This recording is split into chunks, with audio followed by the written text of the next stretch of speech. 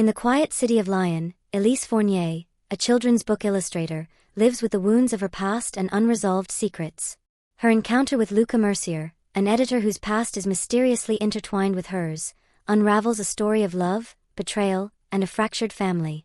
As old letters and a little girl named Camille enter Élise's life, she is forced to face a choice: to close the painful chapter of her past, or to make peace and rewrite the direction of her life. This is a story about the courage to not run away, about love that grows not because of fate, but because of the bravery to choose to stay.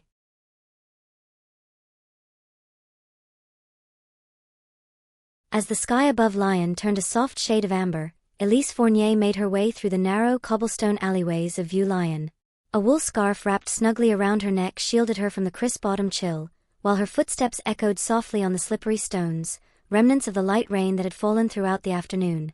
The old quarter always had a way of calming her thoughts. The ancient stones beneath her feet seemed to whisper secrets of a bygone era, while the scent of damp wood mingled with the rich aroma of coffee wafting from the old café around the corner. Over her shoulder, a brown leather bag hung, containing a sketchbook, a fountain pen, and the loose sheets of illustration she had just discussed with a client in the small gallery of her dear friend. Everything about Élise's day seemed ordinary. There were no signs, no hints, that in just 5 minutes, her life would be altered irrevocably. As she neared the bend leading to Rue Saint-Jean, her pace slowed. In the distance, just before the Gothic architecture of the old church, 3 figures stood bathed in the soft glow of the dusk. A man, a woman, and a small girl. Élise squinted her eyes. The man stood with his back to the light, but his silhouette was unmistakable. His tall frame, the long navy coat, the way his hand gently tucked the woman's hair behind her ear was all too familiar. Too intimate. Raphael Laurent.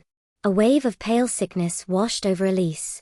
She froze for a moment, breath caught in her throat, then stepped quietly behind the old souvenir shop's wall.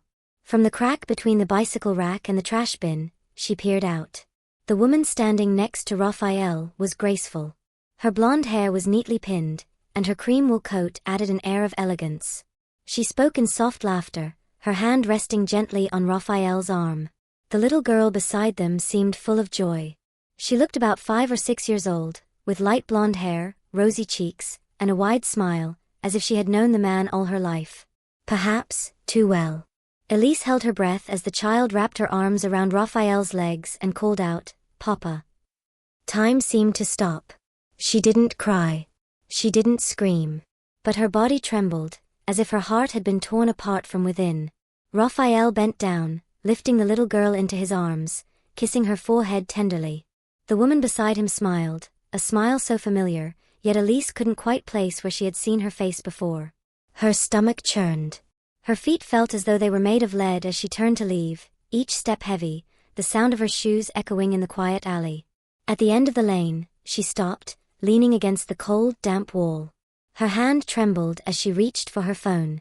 With shaky fingers, she opened the camera and glanced back towards the trio. Click. 1 photo.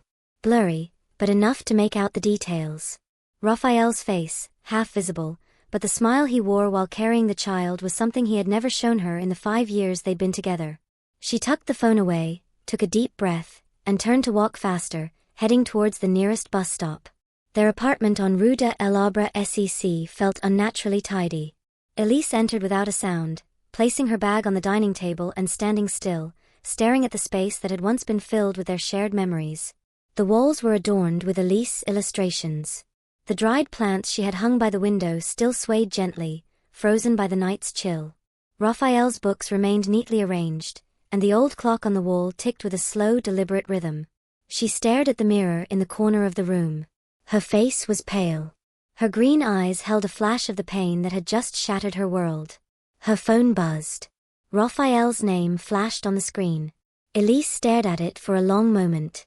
She didn't answer. A message arrived. "I'm outside. Are you home?" She didn't reply. Sitting on the edge of the bed, she opened her photo gallery and zoomed in on the image she had just taken. Raphael's face. His smile. The woman beside him. And the child laughing, reaching up to her father's cheek. Élise turned her head, her gaze falling on the empty wall across from her. There, hanging on the calendar, was a red circle around the date 2 weeks from now. Raphael's birthday. She remembered how just a week ago, she had been searching for a small silver ring in a jewellery shop near Place Belcourt. She thought, perhaps it was time for her to propose first. Maybe that would be romantic. Instead, the first thing that came was destruction. That night, Élise stayed at her friend's house, who was away on a trip. She packed only a few clothes, her drawing materials, and some important papers. She didn't sleep. She simply stared at the ceiling, replaying the events in her mind. It wasn't just that Raphael had a child. It was everything she had never known. All the time she had spent living in lies. She remembered Raphael's words from a few months ago, when they had watched a child play the piano in the town center. "I like children, but I'm not ready for one yet," he had said, smiling. Élise had laughed at that, unaware that in another corner of the city, a little girl had been calling him Papa every night. When morning came, Élise opened her laptop and began to sketch. Her hand trembled, the initial lines rough. But she kept going. She drew a female character, standing alone in the middle of a dense forest, amidst rain and mist. The character's face was melancholic, but her eyes were sharp. She named the character Naya. A name she had stumbled upon spontaneously, but one that felt oddly familiar. A character who was wounded, but still standing tall. A character who would live on in the pages of her new book. On the laptop screen, the lines began to take shape into a full sketch. And Élise knew one thing for certain. She didn't know how her story would end. But she wouldn't let anyone else write it for her.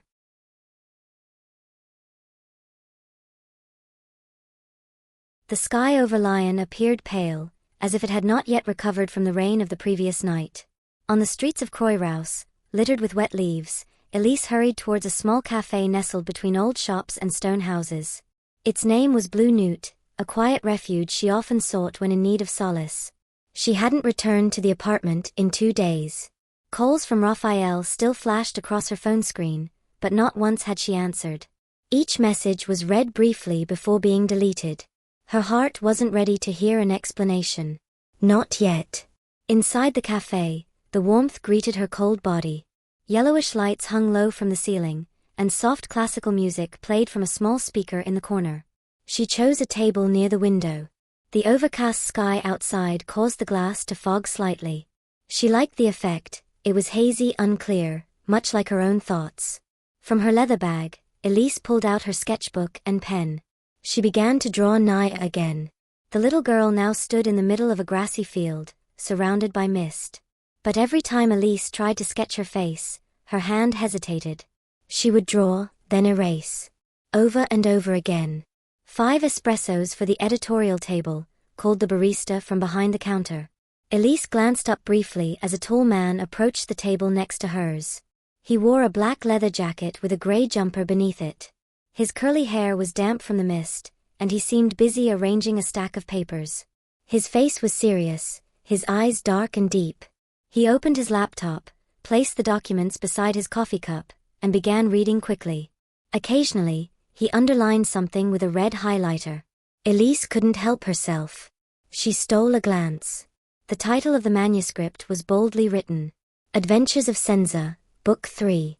As she tried to read a paragraph from a distance, her sketchbook slipped off the table, sliding toward the man's feet. Without thinking, Élise stood up and bent down to retrieve it. "Oh, sorry." But as she stood back up, her hand accidentally brushed against his coffee cup. It spilled, overflowed, and splashed directly onto the manuscript he had been reading. "Oh no." Élise panicked. The man stood up immediately.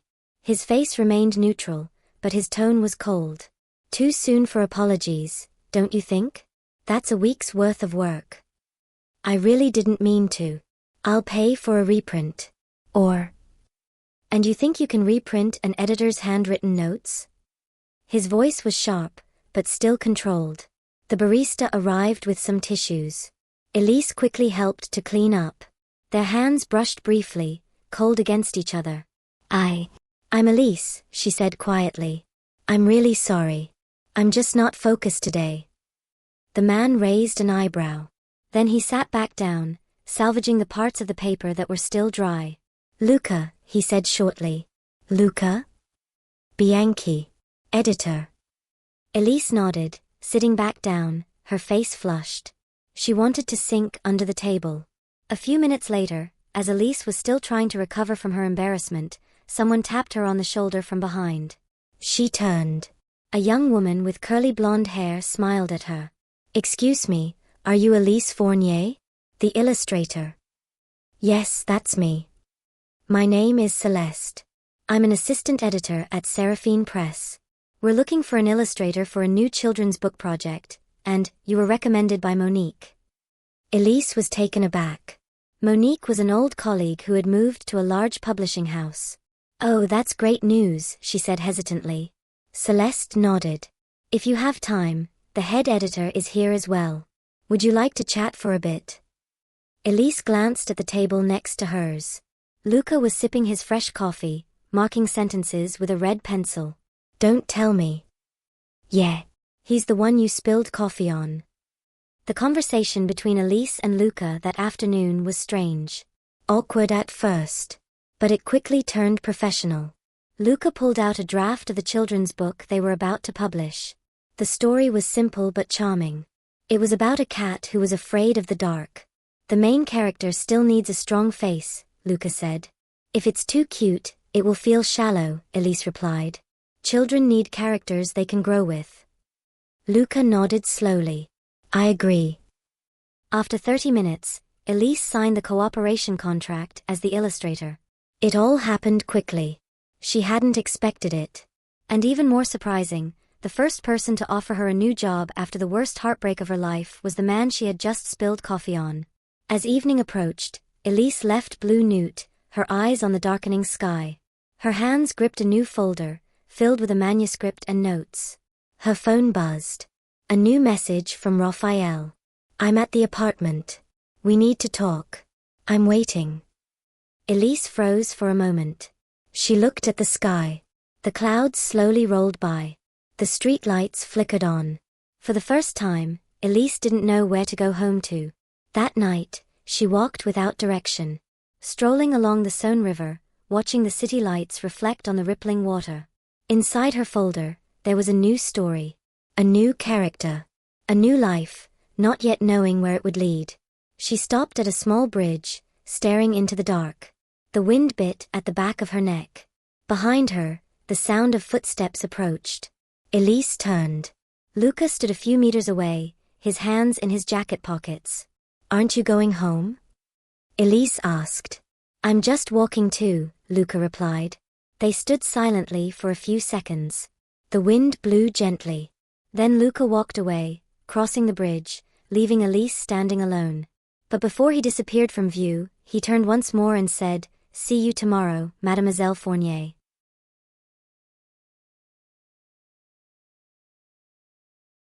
The night air felt colder than usual. A thin mist danced above the rooftops of Croix-Rousse, creeping through the gap in the window and settling on the glass that hadn't been properly shut. Élise sat at the dining table in her friend's house, sketching the new character for Luca's first manuscript. On her laptop screen, the face of a small frightened cat stared back from the darkness. But no matter how endearing she made the face, the image of Raphael, with the woman and the child in view Lyon, kept haunting her thoughts. It had been more than a week since she left the apartment. Raphael had continued to call almost every night, sending messages that grew shorter with each passing day. They had started with apologies, then moved to expressions of regret, and finally ended with a single word, "Please." Élise never replied. But she always read them. That morning, Élise received a message from Luca, brief and to the point. "I need you to sign the final dummy today. Office at 3. She replied, "Okay." She put on her long brown coat and old wool scarf before heading out. The sky outside was a dull gray, hanging low. The scent of fresh bread from the bakery near the bus stop greeted her, but it was not enough to lift the heaviness in her heart. Luca's office was on the second floor of an old dark red building. The brick walls and large wooden windows added to the sense of isolation. The wooden stairs creaked as Élise made her way up. When she reached the door, she found it slightly ajar. She knocked softly. There was no answer. "Luca," she called. Still, silence. She slowly pushed the door open and entered. The inside looked as usual, books scattered around, drafts piled high, a cup of coffee still steaming on the desk. But the large window in the living room was wide open, the curtains fluttering in the wind. Élise approached and closed the window. As she turned to sit, she noticed something odd. The drawer in the bookshelf in the corner was open. A small wooden box inside it was not fully closed. On the table, there was a yellowing letter. She stepped closer. The name on the letter made her breath catch in her throat. Marguerite Fournier. Her mother. Her hand trembled as she reached for the letter. But before she could touch it, the sound of footsteps from the entrance made her turn. Luca stood in the doorway. His eyes immediately locked onto the letter on the table. He walked quickly and took it. "Sorry, I didn't mean to read it," Élise said quickly. "I'm the one at fault." "I should have closed the window," Luca replied without looking at her. He put the letter back into the wooden box, locked it, and placed it back in the drawer. Élise studied Luca's face. There was something different. It wasn't just anger or discomfort from the privacy violation. There was fear, doubt, and a pain that hadn't healed. "That's a letter from my mother?" Élise asked softly. Luca nodded. "From your mother. To mine." "About what?" "A man who never told the truth." The answer hung in the air. Luca turned his face away. "I'll make tea." He walked into the kitchen, leaving Élise standing in the middle of the room. Her heart raced. Her mind scrambled to piece together the fragments that didn't yet make sense. What was the connection between her mother and Luca's mother? Why was her mother's name on that letter? And why had Luca kept it locked away, rather than somewhere more private? A few minutes later, Luca returned with 2 cups of black tea. He placed them on the table, sat down, and looked at Élise. "I've never told you about my mother, have I?" Élise shook her head. Her name was Julia. She was Italian. She moved to Lyon after divorcing a Frenchman, whose name I never knew. "Your father?" "Maybe. Maybe not. She never mentioned him." Luca took a sip of his tea. Élise just watched him waiting. "But after she died, I found a few old letters. All of them written by a woman named Marguerite. The content, it was too personal. About feelings. About pain. About children." Luca's voice dropped. "And for some reason, in one letter, she wrote about hoping that the 2 children growing up in different cities wouldn't hurt each other when they grew up." Élise froze. She lowered her gaze, then slowly lifted her eyes. Their eyes met. "Do you think she meant me and you?" Luca didn't answer. He simply stared at his cup for a long time. "I don't know for sure. But since meeting you, I've started to fear that it's true." Silence enveloped the room. Only the ticking of the old clock on the wall could be heard. Luca stood, walked to the window, and looked out. "I don't know who my father is. I've never cared. But now, everything feels different. Too close. Too coincidental." Élise stood as well. Her head was filled with questions she didn't know how to answer. "Are you going to find out?" "I've already ordered a DNA test. And if it turns out, we are." Luca quickly shook his head. "I don't want to think that far ahead right now. But I know one thing." "What?" Luca looked at her, his gaze sharp and calm. "I don't want to lose you before everything is clear." That night, Élise walked home with her heart in turmoil. She walked slowly along the cobbled streets, refusing to take public transport. Her mind was full. Could it be possible? Was the world so cruel? She had just experienced heartbreak with Raphael, and now she might have to lose someone she had just allowed into her life. Everything she once thought stable now seemed to shake. Even the history of her own family. When she arrived home, her phone vibrated in her pocket. A new message. From Raphael. "I want you to know everything. If there's still time, meet me at the small park by the river, at 10 tomorrow morning." Élise stared at the screen for a long time. Tomorrow morning, 2 men who had once, and maybe still, filled her life, would bring stories that could change everything. And she didn't know if her heart was ready.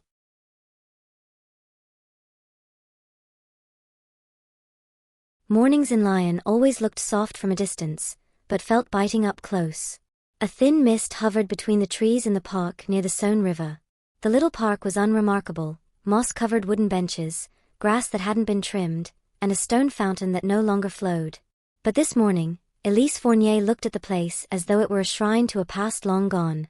It was exactly 10 o'clock when she arrived. She wore a dark olive green coat, a grey scarf wrapped tightly around her neck. Her hands were tucked into her pockets, but her fingers still felt cold. Raphael sat on the farthest bench, facing the river. He looked like someone who hadn't slept the entire night. His hair was messy, his eyes hollow, and the thin stubble on his chin appeared darker than usual. Élise approached quietly. She stopped a meter away from the bench. Raphael turned. There was no smile. Just a small nod. "Thank you for coming," he said. Élise remained standing. "Just say it." Raphael took a deep breath and then stared at the slow-moving water. "Her name is Camille. She's 5 years old. Her mother, Margot. We were together, before I met you. It was brief. I thought it wouldn't mean anything."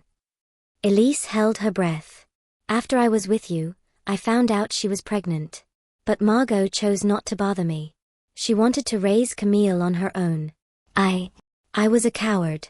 I let her do it." For 5 years, Élise's voice was cold. Raphael nodded, looking down. "Last year, Margot came to Lyon. Camille was sick. She needed support. I started seeing them secretly. Not because I loved her. I just wanted to fix my mistake. But I was afraid you would leave if you knew. So you chose to lie." Raphael now looked directly at Élise. His eyes were moist. "I love you, Élise. Always. But I was too afraid to lose you. Too afraid of being the man you would leave. And in the end, I became the one you left." Élise slowly sat down at the end of the bench. "Not closer. Not further. Did Margot know about me?" she asked quietly. Raphael nodded. "She knew from the start. She respected you. She never contacted you." Élise stared at the river. The current was calm, but the stones beneath the water looked sharp. "Why do you want me to know now?" Raphael was silent for a moment, then answered. "Because I can't live in two worlds. And because I want you to know that I still choose you, even after everything." Élise turned to him, looking intently. "But I don't choose you anymore, Raphael." After that meeting, Élise wandered aimlessly for almost an hour. Her mind was blank. Her emotions were too overwhelming to process. She stopped at a second-hand bookstore, walked inside, and stood for a long time among the old shelves. She didn't read anything. She simply allowed herself to sink into the silence. When she finally returned home, she found a message from Luca. "I'm in Annecy today. Family matters. I'll be back in the evening. If you need to talk, just send a message." Annecy. A small peaceful town surrounded by lakes, where tourists spend their time escaping life for a while. Élise had always liked the town. But this time, she felt that the town might hold more than just beauty. She opened the map, looked at the location of Annecy, and followed the train route there. Only 2 hours from Lyon. Close, but it felt distant. And there, Luca was dealing with something he didn't want to talk about. That afternoon, Élise returned to Blue Newt Café. She sat in the same spot, by the window, opened her sketchbook, and tried to draw. This time, Naya's face had changed. Stronger. Her eyes carried sadness, but also courage. Behind her, there were the silhouettes of 2 men, but they were blurred. Unclear. As though erased by time and memory. Élise closed her sketchbook slowly. She felt tired. Not just physically, but because every part of her mind screamed for rest. She ordered a hot tea. Held the cup tightly in her hands. Then opened her phone. She began to write a message. "How's Annecy?" The reply from Luca came a minute later. "Tough. But necessary. I'll tell you later, when you're ready to listen." "I'm ready whenever," Élise replied. There was no further response after that. But she knew Luca would reach out when the time was right. As evening fell, Élise walked home along the river. She stopped at the same bridge where she last met Luca. The night wind lifted the ends of her hair. The city lights reflected on the water, creating a slow-moving shimmer. She looked across the bridge. There, someone was standing. A tall figure in a dark jacket. Curly black hair. A familiar gaze. "Luca." Élise approached. They met in the middle of the bridge. Did you get back?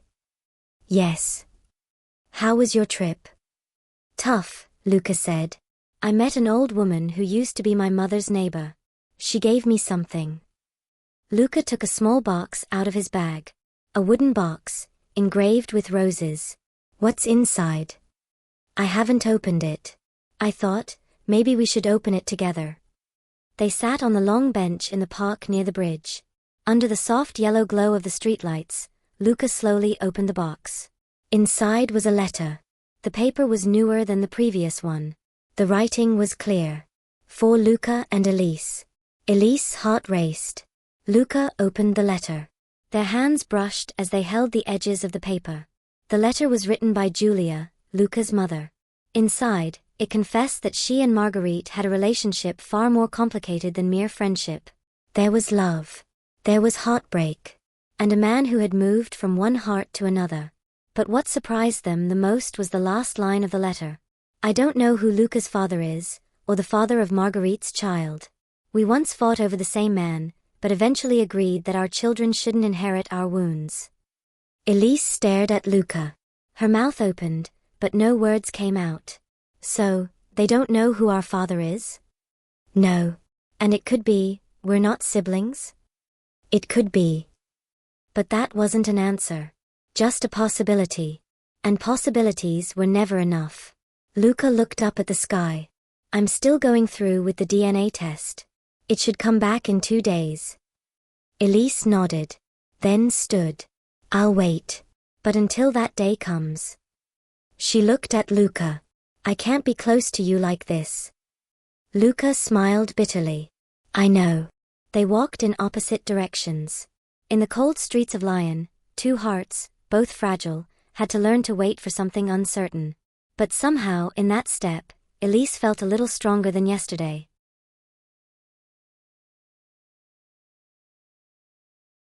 Rain fell gently on the city of Lyon, soaking the stone rooftops and forming faint patterns on the windows of the old apartment that Élise had just returned to after weeks of absence. The room was exactly as she had left it, silent, neat, and filled with shadows of memories she was reluctant to revisit. She slowly opened the window. The damp air rushed in, carrying the scent of wet earth and a hint of wood smoke from a distant chimney. On the dining table, she placed a folder containing the final draft of the illustrations for the little cat book, now named Noir. The character was complete. She had built it carefully. But her own life still felt far from finished. In the middle of the living room, Élise sat still on the sofa, staring at the bookshelf across from her. Among the old books and stacks of design magazines, she spotted a small dusty item she had almost forgotten, her childhood music box. The wood had faded, and the hinges were rusted. With care, she picked it up and opened it. The soft, old tune began to play. The music filled the room, pulling her back to a memory, an afternoon when her mother sat with her on the back balcony, reading poetry while weaving thread. Marguerite Fournier was not a warm mother, but she had her own way of showing affection. One of them was through the letters she left behind, letters Élise had found after her mother's passing. Suddenly, an idea flashed through Élise's mind. She hurried to the old cupboard in her room.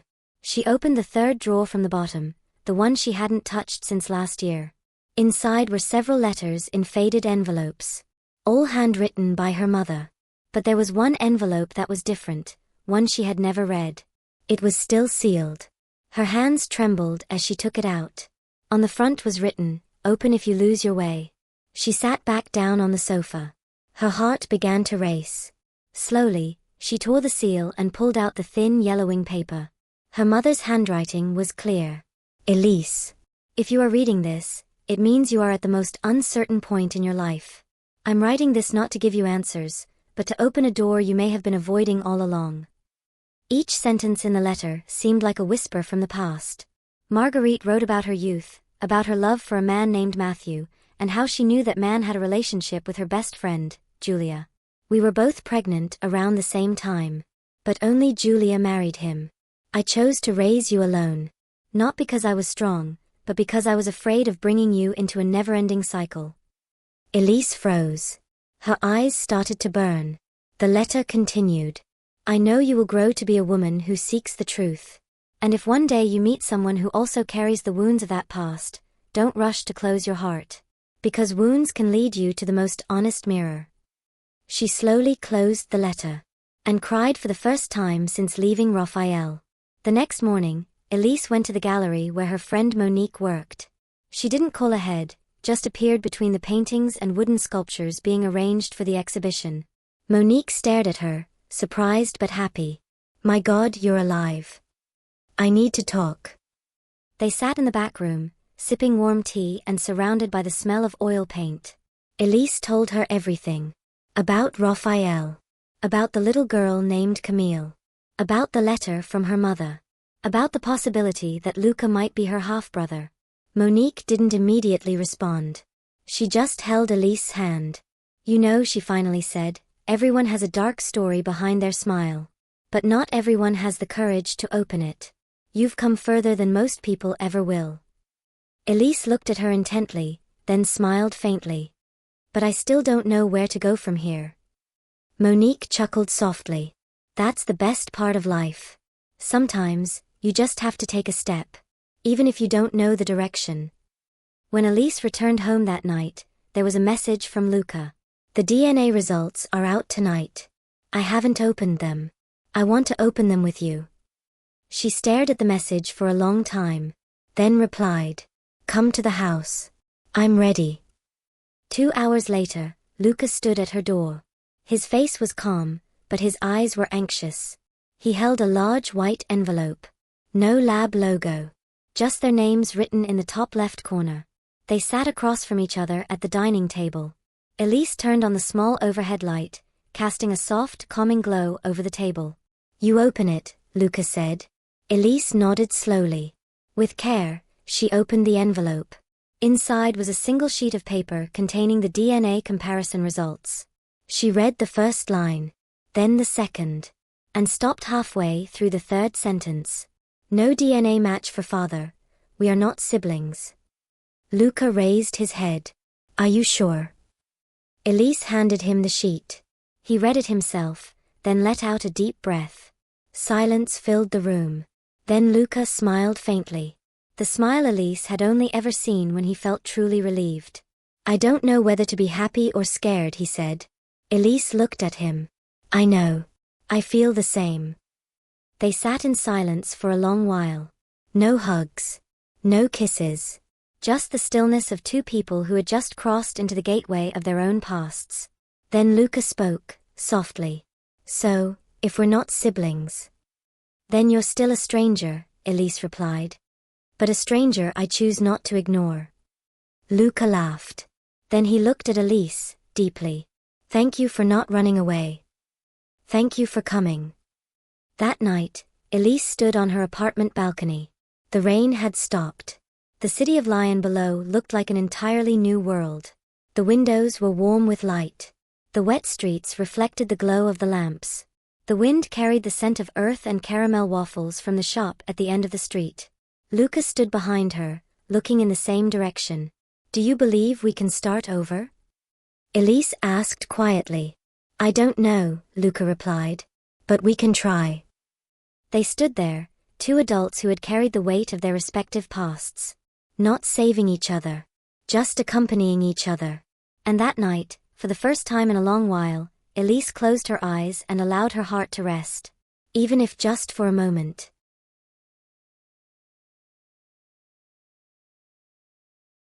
A few days after the DNA test results came back, Élise and Luca began meeting more frequently. But nothing was rushed. No immediate talk of relationships or love. They kept their distance, like two people learning how to trust again. And Élise, even though her heart had started to open, knew that her life still felt far from calm. One morning, Luca sent a message.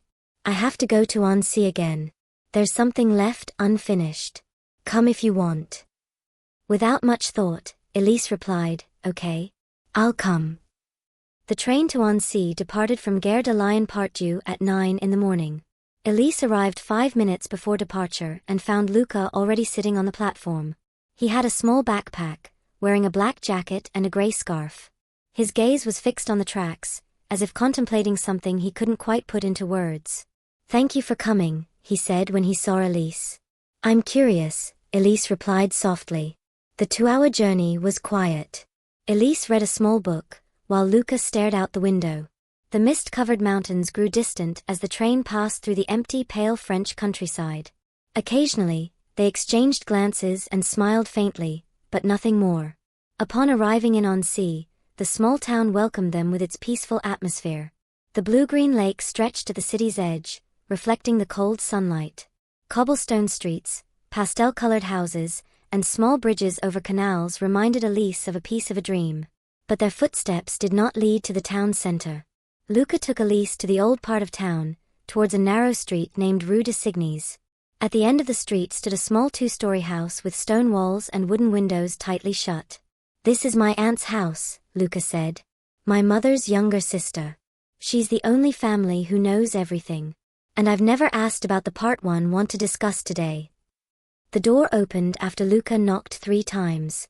An elderly woman with white hair and a small frame appeared. Her eyes were sharp, but there was warmth in her gaze. "Luca," she said, then turned to Élise. "And this?" "Élise. My friend." The woman nodded. "Come in.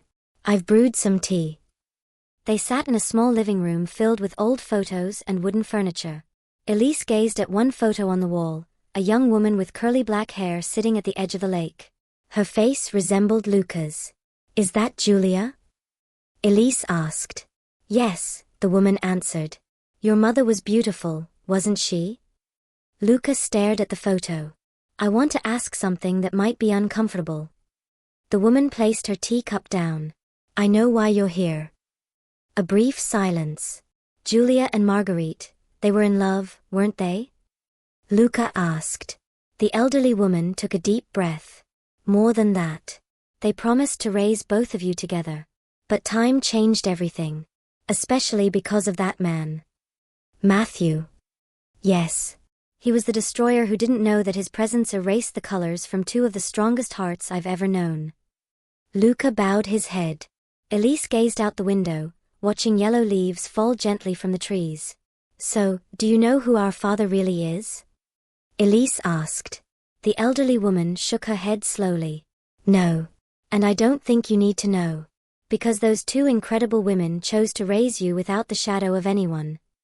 Luca and Élise exchanged glances. "So," Élise whispered, "what matters isn't who our father is, but who we are right now." After that meeting, Luca took Élise for a walk along the lake's edge. The mist had begun to rise. The water was calm, and small boats rocked gently at the dock. They walked in silence, simply accompanying one another. "I used to come here when I was a child," Luca said. "Julia would take me to sit on a big rock at the end of the dock. She said this lake could hear the hearts of sincere people." "Do you believe that?" "When I was a child, yes. Now, I believe more in silence." Élise smiled. Sometimes silence is more honest than words. They arrived at the big rock Luca mentioned. Élise sat down. The wind blew against her face, and the lake stretched out like a mirror of a world that had not yet cracked. "I've always felt lost," she said. "But strangely, right now in this foreign place, with someone who used to be a stranger, I feel calmer." Luca sat beside her. "Because we're both searching for meaning." They looked at each other. No hugs. No kisses. But in that gaze, they found something quieter than love, deeper than longing, acceptance. By the time they returned to Lyon, it was dusk. On the train, Élise had fallen asleep on Luca's shoulder. Her face was peaceful. Her hand still gripped her open sketchbook in the middle of the page. Inside it was a drawing of 2 small children, sitting side by side on a large rock, gazing at the vast lake. Above them, one sentence was written. "Not all searches need answers. Sometimes, it's enough to know that you are no longer alone." When they arrived at Élise's apartment, the sky was dark. They didn't speak much. Luca stood at the door, hesitating to enter, unsure whether to stay or leave. "Thank you for coming to Annecy," he finally said. Élise nodded. "Thank you for bringing me." They shared one last glance. Then Luca turned and walked down the hall, leaving Élise standing at her door, watching the back of the man slowly disappear into the dark corridor. But before he completely disappeared, Luca stopped, turned around, and said, "Élise, I don't know where we'll go. But if you want, I want to walk there with you. Élise simply answered with a small smile. And that night, she closed the door to her apartment with a heart that no longer felt like an empty home.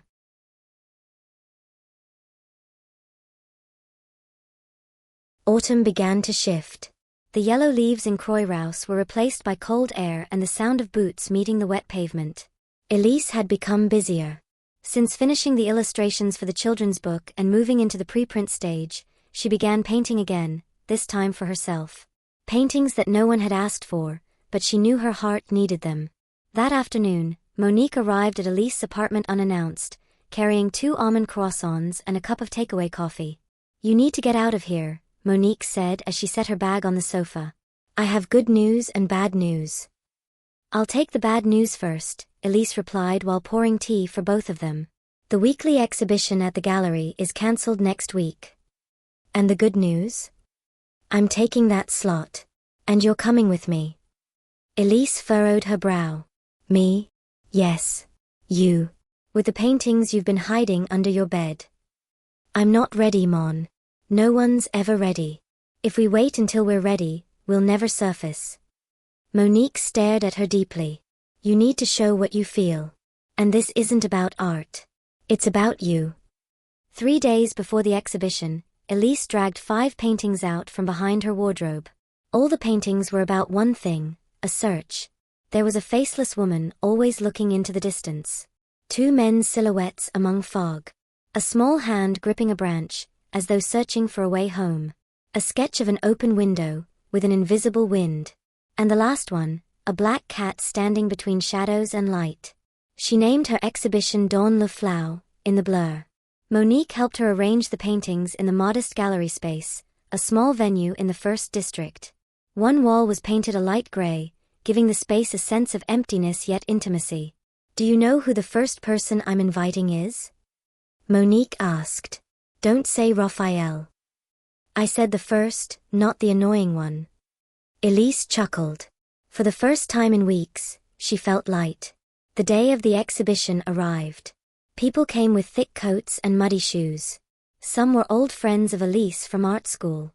Some were Monique's colleagues. A few she didn't recognize but stood for long moments in front of the nameless paintings. At 7 in the evening, Élise was getting a glass of white grape juice from a small table in the corner of the room when someone stood behind her. "I didn't know you liked open windows." She turned. Luca was standing there. A long jacket and a dark blue scarf framed his face, which looked more at peace tonight. "I didn't think you'd come," Élise said. "I almost didn't. But I knew if I missed this, I'd regret it."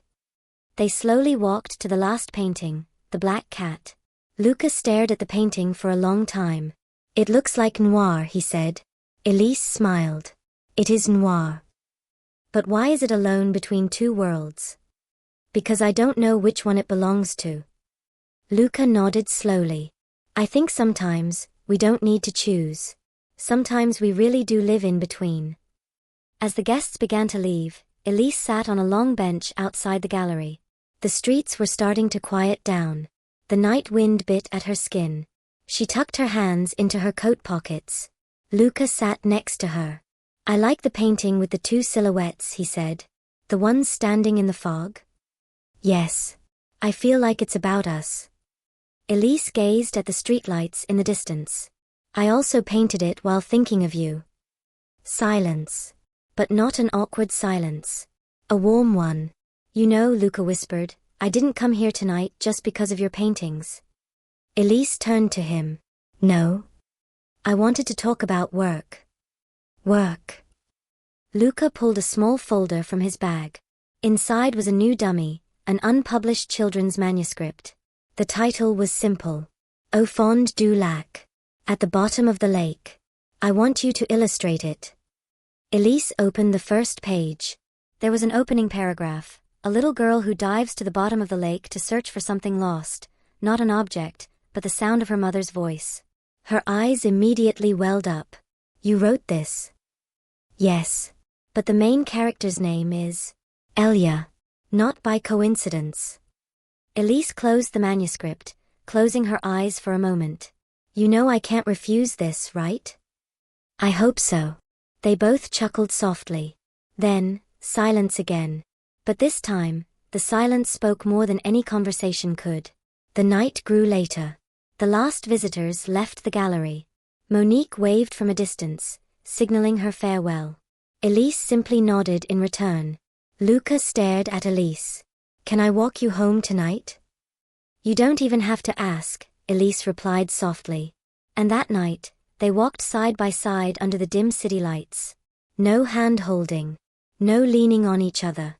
But there was a pause between them that felt like the safest place in the world. When they reached her apartment, Élise opened the door, turned to Luca, and said, "You know, I don't fully know what it means to love you." Luca looked at her and replied, "And I don't know what it means to love myself. So maybe we can start from there." Élise nodded. And before she went inside, she said, "Tonight, I'm not looking for certainty. I just want to know, you're still here." "I'm still here." And the door closed slowly. Behind the door, Élise leaned against the wall, closed her eyes. And for the first time in her life, she knew, not all love comes to stay, but some love comes to heal. And that was enough. For tonight.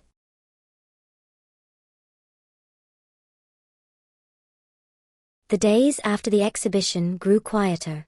Élise began to fall back into her rhythm, painting the mornings away with sketches, spending afternoons in a small café near Belcourt Park, and evenings reading Au fond du lac, jotting down visual ideas in the margins. She hadn't begun painting the entire manuscript yet, but the world of the story had already started to grow in her mind. Luca visited occasionally, bringing coffee and trivial stories from the publishing world. But they still kept their distance, not out of fear, but because they both understood that what they had wasn't something that could be rushed. There were old wounds that lingered in each of their steps, but those wounds no longer bled. They simply reminded them. One damp and windy afternoon, Élise received an envelope with no sender's name. It was sent to her apartment address. The paper was cream-colored, and in the corner was a small drawing, a sunflower sketched in colored pencil. Inside was a single sheet of paper, handwritten in childlike scroll. The spelling was imperfect. The sentences simple. "Hello, Aunt Élise. My name is Camille. Mama says you are a kind person. Papa says you like cats. I do too. I want to meet you. Can I?" Élise froze. The letter felt like a small seed dropped into her chest, and it grew quietly. That afternoon, Élise walked to the Jardin des Plantes. She sat on a bench by the pond, watching a pair of children running after ducks. In her bag was Camille's letter, still folded neatly. In her hand her phone, open to the last message from Raphael, a message she hadn't replied to a month ago. Finally, she typed one sentence.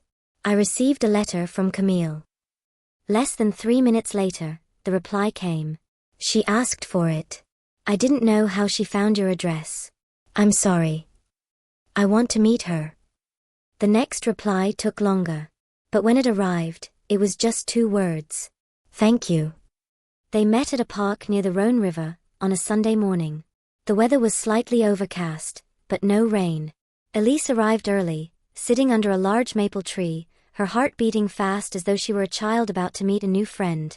15 minutes later, Raphael arrived, holding a small girl by the hand, with curly brown hair and a bright yellow jacket. In her hand was a little cat doll, its colors faded.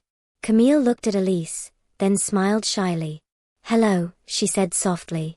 Élise bowed her head and replied, "Hello, Camille." They sat together on the blanket Raphael had spread out.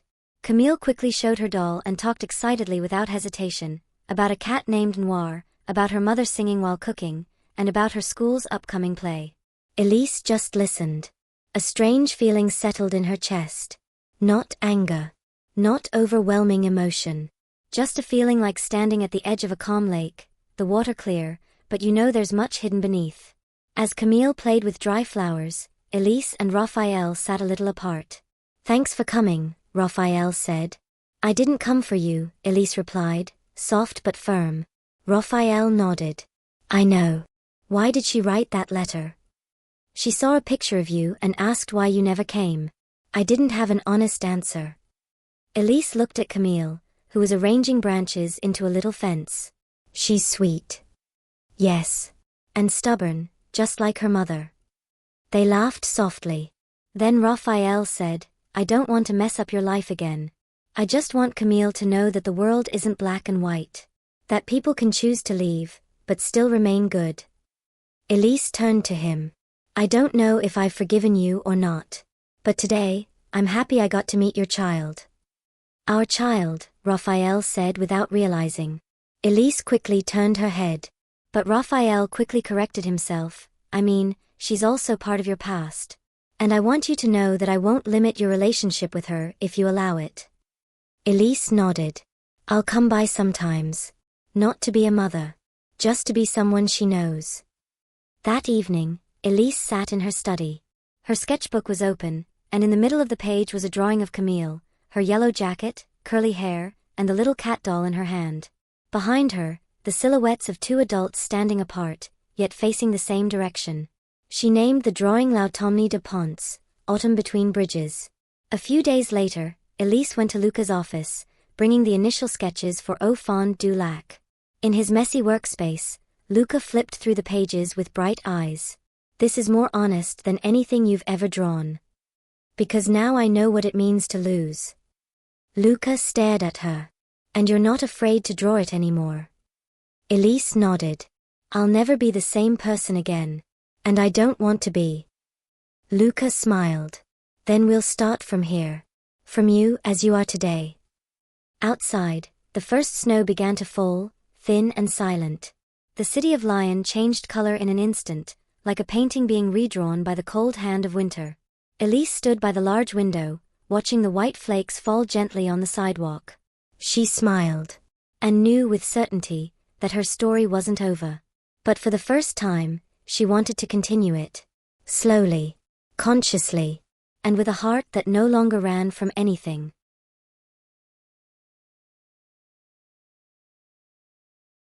Lyon was wrapped in a thin fog that morning. The light snow from the night before had yet to fully melt, leaving a white layer on car roofs and along the wet sidewalks. Élise walked down Rue de l'Arbre Sec with a light step. In her hand was a small invitation to an exhibition at an independent gallery, not hers, not Monique's. But the name on the invitation moved her to come. Raphael Leclerc, Exposition Intérieure. She hesitated for a moment. But since their last meeting with Camille, something inside her had begun to change. She no longer wanted to erase the past. She just wanted to see it with an honest distance. The gallery was in an old building with faded pink paint, its dark wooden door starting to show signs of wear. There weren't many guests. Inside, the white walls were covered with paintings that looked completely different from Raphael's previous works. No more landscapes, no more sweet portraits. Just rough lines, dark colors, and incomplete shapes. Élise stood in front of a large painting that seemed to depict two shadows behind glass. In the center, there was a red stroke, forming what looked like a broken shard. It's called Le Vide, Raphael's voice came from the side. Emptiness. I can see why, Élise said softly. Raphael wore a gray sweater and black pants, looking thinner than the last time they met. But his eyes were the same, calm, dark, and holding something deep within. I won't apologize again, he said. I just want you to know. I painted all of this when I couldn't write letters. And now you're displaying it? Because I want people to know that sometimes, pain is the only honest thing I can share. Élise looked at another smaller painting. A little girl in a yellow jacket stood in the middle of a field of black flowers. Did Camille come? She asked. She hung up her own drawings in the back room, Raphael smiled. And claimed she was more talented than me. Élise chuckled softly. Seems like she's not wrong. Raphael looked at her for a moment, then said, I'm glad you came. Élise nodded. I didn't come for you. I know. That night, Élise returned home later than usual. But when she opened the door to her apartment, a surprise was waiting for her on the dining table, a small silver box, tied with a dark blue ribbon. Next to it, there was a scrap of paper with Luca's handwriting. I found this at Julia's old house. I think it's for you. Her heart racing, Élise slowly opened the box. Inside was a bundle of old letters wrapped in a red ribbon. Letters from Marguerite to Julia, letters that were never sent. She read them one by one, sitting on the sofa with a blanket over her legs, the dim light keeping her company. The letters were full of longing, anger, and love that had never been allowed to grow. Some were written with black ink, others with pencil. All signed with the same initials. 4G. I regret not waiting for you. I regret letting our wounds grow into walls. But what I regret most is that I never told you I still kept your photo under my pillow until today. Élise sat frozen. Her hand held the last letter, which had not been opened. She hesitated. But in the end, she tore the seal. Inside was just one sentence. Élise deserves to know that she was born not from betrayal, but from love that was never allowed to grow. Tears fell silently. The next day, Élise met Luca at their usual café. She brought the box of letters and placed it on the table. Luca read them slowly, page by page. His expression changed, sometimes calm, sometimes pale, then hardening. So, all of this wasn't about who belongs to who, he said finally. But about who never dared to stay, Élise continued. They sat for a long time, letting the sound of the espresso machine and the footsteps of customers fill the background of their lives. I want to go to the last place Julia lived, Luca said suddenly. I want to know if there's anything left there. I'll go with you. The journey took them to a small village called Talwars, by the edge of Lake Annecy. Julia's last home stood on the hillside, surrounded by lavender fields that had withered with the season. The house's door creaked open. No one was there. Only remnants of the past remained, books, embroidered fabrics, and small framed photos. In the attic of the house, Luca found a painting wrapped in cloth, a portrait of two young women sitting side by side, gazing at the lake. Julia and Marguerite. And behind the canvas, written by hand, we are nothing to the world, but we are everything to each other. Élise touched the painting slowly, as if touching the womb that gave birth to the wounds and love that now flowed within her. Luca stood beside her. They failed, he whispered. But we don't have to repeat it, Élise answered softly. That night, they stayed in the house. A fire was lit in the fireplace. The wind from the lake brought a quiet sound that rattled the windows. Élise sat under a blanket, rereading the manuscript for Au fond du lac. Luca sat on the floor, sketching the scene that would become the first page. A dark room. A child diving to the bottom of the water. And a mother's voice calling from a distance. They worked in silence. But their hearts no longer remained silent. Then Luca spoke. If you're not afraid anymore, what will you do? Élise closed her book. I will love you honestly. Without waiting for certainty. Without promises for tomorrow. Just today. Luca turned to her. Then why not now? Élise smiled. Took a deep breath. Maybe, now is the time that will never come again. She stood, walked slowly toward Luca, and sat in front of him. Their distance was only a fingertip away. And if I say, that I also want to be loved quietly? Luca asked. I won't offer more than that, Élise replied. But I will stay. This time, I will stay. And that night, in a house once belonging to unspoken love, two hearts finally met as two people who chose each other. Not because of the past, not because of the same wounds, but because of the courage to not run away again.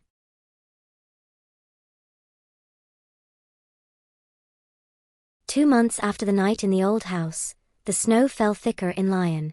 The Rhône River was almost frozen at its edges, and shop windows began to fill with winter decorations. Inside a small bookstore called Les Jours Lents, Élise and Luca stood side by side in front of a newly decorated shelf. Dried flowers, wooden baskets, and stacks of children's books with covers depicting a lake. The title, Au fond du lac. Beneath it were two names, Luca Mercier and Élise Fournier. There was no official launch. No reporters. Just a small group of readers and close friends who came quietly, Monique, Camille, the bookstore owner, and a few children who immediately sat on the carpet to read together. Camille sat on Élise's lap, pointing at each page, recognizing the illustrations inspired by her own dreams. This is me, right? She asked, pointing at the character of a little girl with curly hair. Élise smiled. Yes, that's you. But she dives to the bottom of the lake to find a voice. I can't swim. She can because she's brave, Élise said. And sometimes, bravery is lighter than our bodies. Camille thought for a moment. So, I have to be brave first before I can know I can? Exactly. Raphael sat a little farther away, allowing the interaction to unfold without interruption. He only snapped photos quietly from his seat in the back. In his silence, a sense of acceptance began to grow. He no longer tried to claim, no longer felt entitled. He was simply learning to be a good observer in a life he no longer starred in completely. After the small event, Élise and Luca walked home across the old bridge by the river. The snow still fell slowly. Below, the water flowed calmly, though part of it had frozen. "I still feel like all of this is too fast," Luca said quietly. "I feel that way too," Élise replied. "But maybe because we've been silent for too long." They stopped in the middle of the bridge. No cars. Only the wind and the occasional footsteps of passers-by. "If you wake up tomorrow and everything changes, will you still be here?" Luca asked. Élise looked at him. "I can't promise tomorrow. But I can promise today. And tomorrow, I'll repeat my promise. Again and again." Luca took her hand. Cold. But it felt real. A few weeks later, they returned to Annecy. Not to search for anything, but to stay for a while. To write and draw in the town that had once been the shadow of their pasts. They rented a small house near the lake, not far from where Julia had once lived. Their mornings began with the aroma of coffee and the sound of pencils scraping paper. Their afternoons were spent walking, sometimes silent, sometimes talking. And their evenings ended with reading books on the small sofa or watching old films with the same blanket. There were no explosive declarations of love. No dramatic promises. But there was something much deeper, peace. One morning, Élise received a letter from a major publishing house in Paris. They were interested in the Don Le Flau illustration series and wanted to publish it as a picture poem book.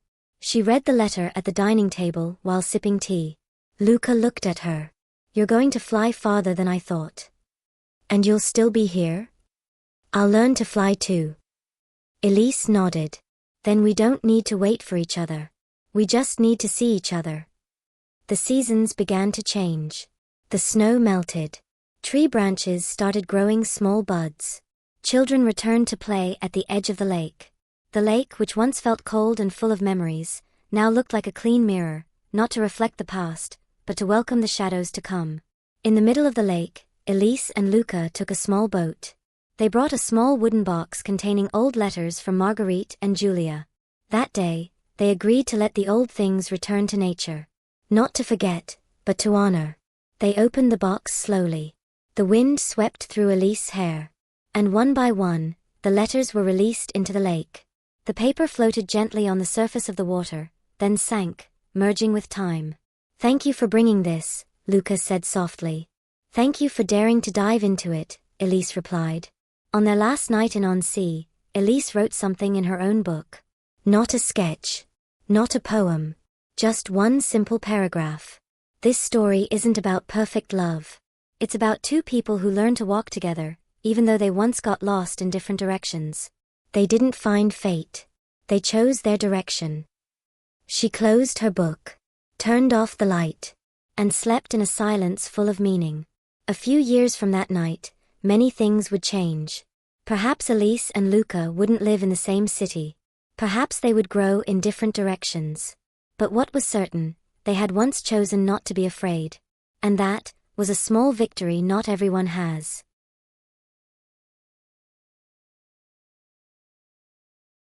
And so, this is the end of Élise and Luca's story. Not a thunderous ending, nor a perfect one. But a quiet ending, like the surface of a lake after the storm. They weren't two people who found each other by chance. But two souls who chose to walk side by side. Even though they once got lost in different directions. Love, sometimes, isn't about certainty. But the courage to stay even without guarantees. And in a world that keeps changing, they learned that choosing to see each other is far more important than merely possessing one another. Thank you for listening to Buchan Kamuyong Kokari. See you in the next story.